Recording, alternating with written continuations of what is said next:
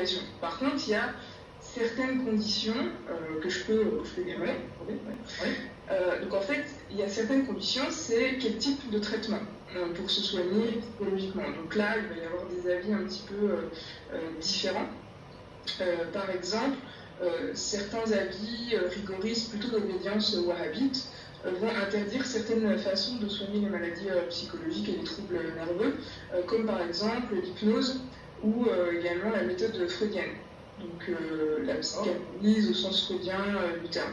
Donc on voit en fait que la jurisprudence islamique, elle s'est certes prononcée en faveur des thérapies psychologiques, mais elle s'est quand même attachée à faire une distinction sur les moyens licites ou illicites pour se soigner.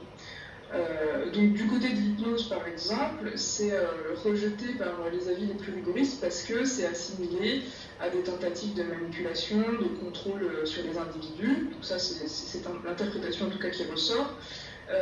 Et concernant les critiques faites à la méthode freudienne, elle est disqualifiée parce que elle cherche en fait des causes, elle cherche les causes du mal-être psychologique dans l'attachement à la religion et aux bonnes mœurs. Et ces dernières sont autant d'obstacles à l'assouplissement du besoin sexuel et causent une frustration qui provoquerait chez le patient des complexes et des maladies. Donc, en tout cas, c'est comme ça que la méthode freudienne est